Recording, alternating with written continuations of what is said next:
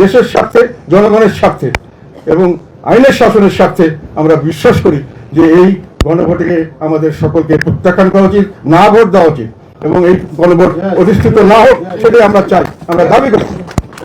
জাতীয় পার্টির chairman GM. কাদের বলেছেন, দেশের স্বার্থে গণভোট প্রত্যাখ্যান করা উচিত। মঙ্গলবার এক বক্তব্যে তিনি জানান, গণভোটের মাধ্যমে জনগণের মতামত নেওয়ার প্রক্রিয়া অনেক সময় বিভ্রান্তি তৈরি করে এবং জাতীয় স্বার্থের সঙ্গে সাংঘর্ষিক হতে পারে। তার মতে, দেশের স্থিতিশীলতা ও উন্নয়নের জন্য গণভোট নয়, বরং সংসদীয় গণতন্ত্রই কার্যকর পাথ। জি.এম. কাদের আরও বলেন, গণভোটের নামে জনগণকে বিভ্রান্ত করা ঠিক নয়। দেশের ভবিষ্যৎ নির্ধারণে দায়িত্বশীল নেতৃত্ব ও সংসদীয় প্রক্রিয়াই যথেষ্ট। তার এই মন্তব্য রাজনৈতিক অঙ্গনে নতুন আলোচনার জন্ম দিয়েছে। কেউ এটিকে বাস্তবসম্মত অবস্থান হিসেবে দেখছেন, আবার কেউ বলছেন গণভোট জনগণের মতামত প্রকাশের একটি গুরুত্বপূর্ণ মাধ্যম। দেশের স্বার্থে গণভোট প্রত্যাখ্যানের আহ্বান জি.এম. কাদেরের এই বক্তব্য এখন জনমনে নতুন প্রশ্ন তুলছে।